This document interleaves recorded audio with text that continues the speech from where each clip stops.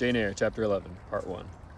A new chapter in a novel is something like a new scene in a play, and when I draw up the curtain this time, reader, you must fancy you see a room in the George Inn at Millcote, with such large figured paperings on the wall as inn rooms have, such a carpet, such furniture, such ornaments on the mantelpiece, such prints, including a portrait of George III and another of the Prince of Wales and a representation of the death of Wolfe. All this is visible to you by the light of an oil lamp hanging from the ceiling and by that of an excellent fire near which I sit in my cloak and bonnet. My stuff and umbrella lie on the table, and I am warming away the numbness and chill contracted by 16 hours exposure to the rawness of an October day.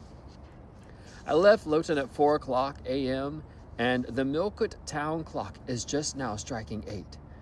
Reader, though I look comfortably accommodated, I am not very tranquil in my mind. I thought when the coach stopped here there would be someone to meet me. I looked anxiously round as I descended the wooden steps, the boots placed before my convenience, expecting to hear my name pronounced and to see some description of carriage waiting to convey me to Thornfield. Nothing of the sort was visible, and when I asked a waiter if anyone had been to inquire after a Miss Eyre, I was answered in the negative. So I had no resource but to request to be shown into a private room, and here I am waiting, while all sorts of doubts and fears are troubling my thoughts.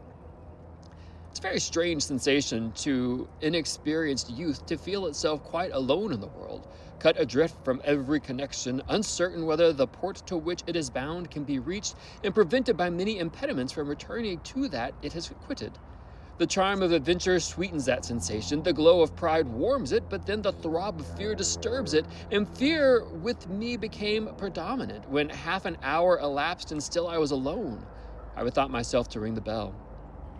"Is there a place in this neighborhood called Thornfield?" I asked of the waiter who answered the summons. "Thornfield? I don't know, ma'am.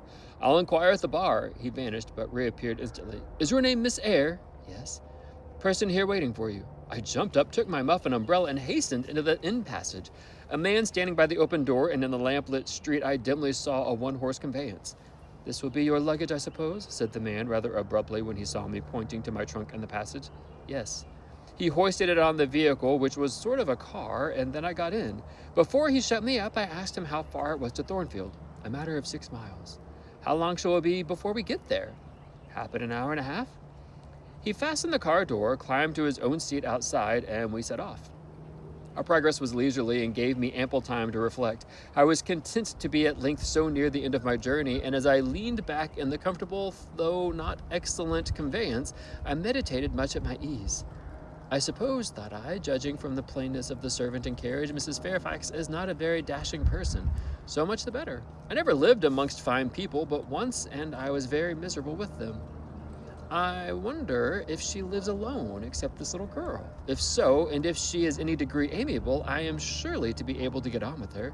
I will do my best. It is a pity that doing one's best does not always answer.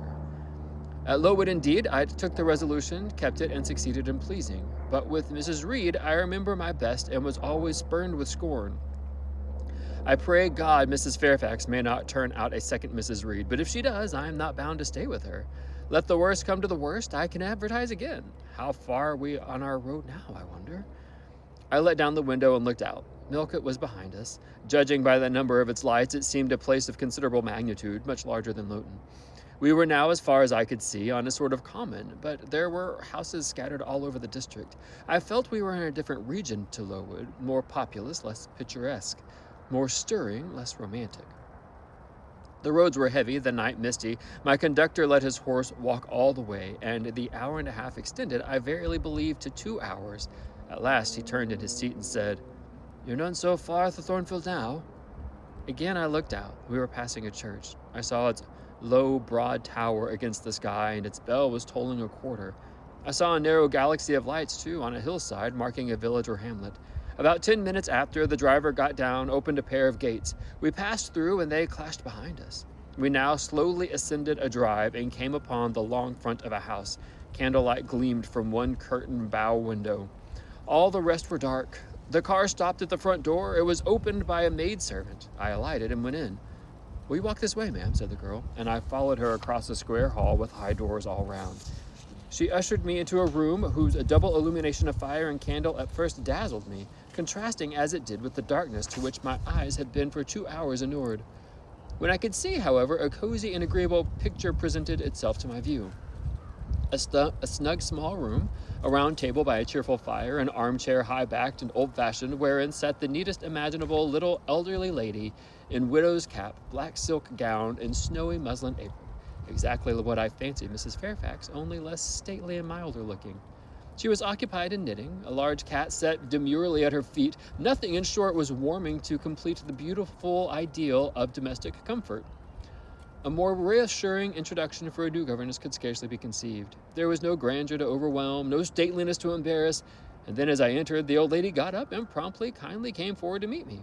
"How do you do, my dear? I am afraid you have had a tedious ride. John drives so slowly. You must be cold. Come to the fire." "Mrs. Fairfax, I suppose?" said I. "You are right. Yes, sit down." She conducted me to her own chair, and then began to remove any shawl and untie my bonnet strings. I begged she would not give herself so much trouble. "Oh, it is no trouble. I dare say your own hands are almost numbed with cold. Leah, make a little hot negus and cut a sandwich or two. Here are the keys to the storeroom." And she produced from her pocket a most housewifely bunch of keys and delivered them to the servant. "Now then, draw near to the fire," she continued. "You've brought your luggage with you, haven't you, my dear?" "Yes, ma'am." "I'll see it carried to your room," she said, and bustled out. She treats me like a visitor, thought I. I little expected such a reception. I anticipated only coldness and stiffness. This is not like what I have heard of the treatment of governesses, but I must not exult too soon.